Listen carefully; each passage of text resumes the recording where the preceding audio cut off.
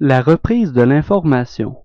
Dans cette capsule grammaticale, il sera question plus précisément de la reprise totale par un pronom personnel à la troisième personne.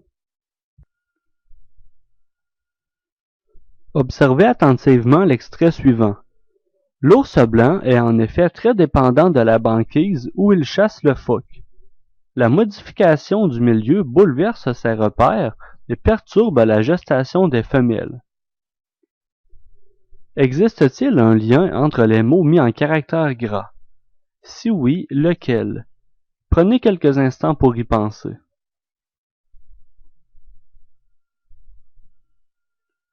Observez attentivement, la réponse apparaîtra. Il existe un lien entre ces mots. Le mot « il » est employé pour reprendre l'ours blanc.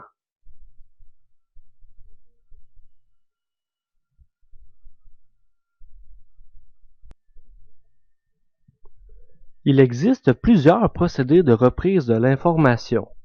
Celui de la page précédente est la reprise totale par un pronom personnel à la troisième personne. Il consiste en la reprise complète par un pronom d'une idée précédemment nommée. Pour qu'un texte demeure cohérent, ce procédé doit être employé de façon juste. Le pronom s'accorde en genre et en nombre avec le noyau du groupe qu'il reprend. À quoi sert cette notion? Savoir reconnaître la reprise de l'information permet de bien suivre le fil d'un texte. Savoir employer la reprise de l'information permet d'éviter la redondance. Voici l'extrait que vous avez vu précédemment. Observez-le à nouveau et répondez aux questions en bas de page.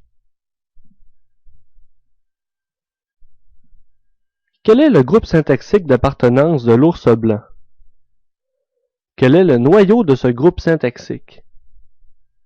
De quel genre et de quel nombre est ce noyau? Quelle est la classe de mots du mot « il » ?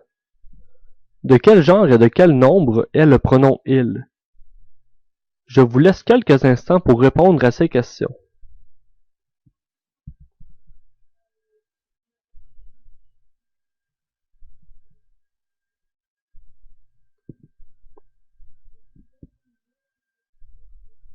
Le groupe syntaxique d'appartenance de l'ours blanc est un groupe nominal. Le noyau de ce groupe syntaxique est le nom ours. Le noyau ours est masculin singulier.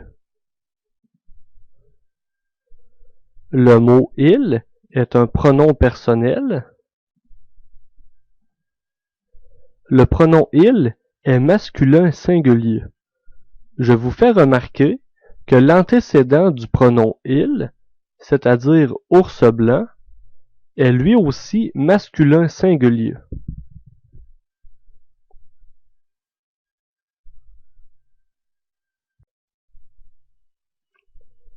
Dans les extraits suivants, repérez le pronom de reprise des groupes de mots mis en caractères gras. Extrait 1.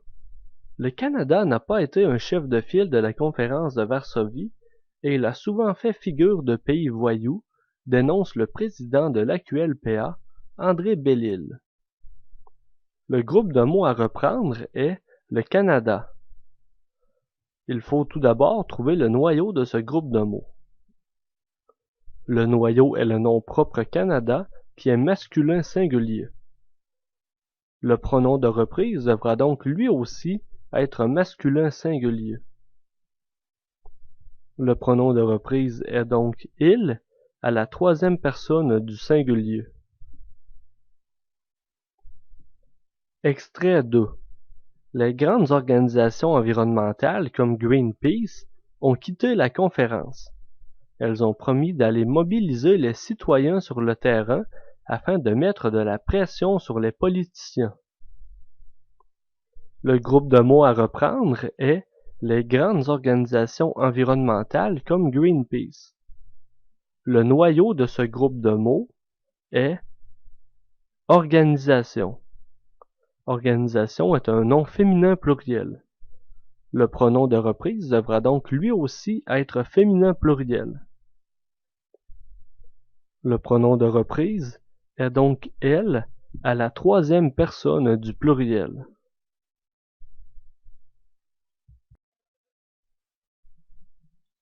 Les paragraphes suivants contiennent des pronoms de reprise mis en caractères gras. Ces pronoms sont-ils bien utilisés? Paragraphe 1. Le Canada a toujours été un leader mondial dans la protection des droits de l'homme. Les hommes qui ont dirigé ce pays ont toujours su faire l'unanimité. Ils ont toujours été très influents partout sur la planète. Tout d'abord, il faut trouver l'antécédent du pronom de reprise mis en caractères gras. Dans le cas du paragraphe 1, l'antécédent est homme masculin pluriel. Le pronom de reprise devra donc lui aussi être masculin pluriel. Il devrait s'agir du pronom il à la troisième personne du pluriel. Paragraphe 2. Le guépard, la girafe et l'antilope sont rapides. Elles ont toujours su utiliser leur vitesse pour fuir devant leurs prédateurs. Leur survie est donc assurée pour de nombreuses années encore. Tout d'abord, il faut trouver l'antécédent du pronom de reprise mis en caractères gras. Dans ce cas-ci, l'antécédent est formé de trois éléments, guépard, girafe et antilope. Le pronom de reprise sera donc au pluriel. Deux de ces noms sont féminins singuliers, girafe et antilope. Toutefois, guépard est masculin singulier. Le masculin de guépard l'emporte donc sur le féminin de girafe et antilope. Le pronom de reprise devrait donc être masculin pluriel. Il devrait donc s'agir du pronom il à la troisième personne du pluriel. Paragraphe 3. La chenille subit une métamorphose pour se transformer en papillon. Il doit tisser son cocon pour enclencher ce processus de transformation. Il s'agit d'une métamorphose unique dans le monde animal. L'antécédent du pronom de reprise mis en caractère gras est chenille. Chenille est féminin singulier. Le pronom de reprise devrait donc lui aussi être féminin singulier. Il devrait donc s'agir du pronom de reprise elle à la troisième personne du singulier.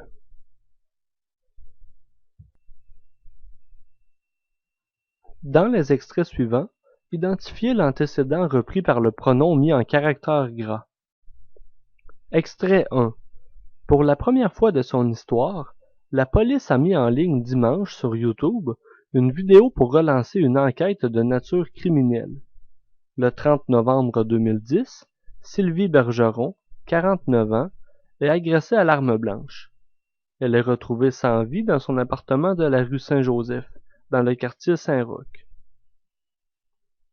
Le pronom de reprise est féminin singulier. Son antécédent sera donc féminin singulier. Dans ce cas-ci, l'antécédent est Sylvie Bergeron. Extrait 2. Les 30 pays présents à Gaborone prônent une approche de tolérance zéro. Ils se sont notamment engagés à considérer comme un crime grave le trafic d'espèces sauvages. Dans cet extrait, le pronom de reprise est masculin pluriel. Son antécédent sera donc masculin pluriel. Le groupe de mots repris par ce pronom est les 30 pays présents à Gaborone. Quel est le noyau de ce groupe de mots? Le noyau de ce groupe de mots est pays au pluriel. Pays est masculin pluriel, tout comme son pronom de reprise qui est lui aussi masculin pluriel. Continuez l'écriture de chacun des extraits suivants en leur ajoutant une phrase. Chaque phrase doit contenir un pronom de reprise qui reprend le groupe de mots mis en caractère gras. Extrait 1.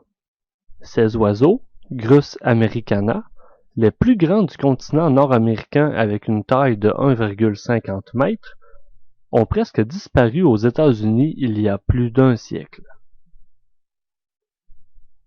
Tout d'abord, il faut repérer le noyau du groupe de mots à reprendre.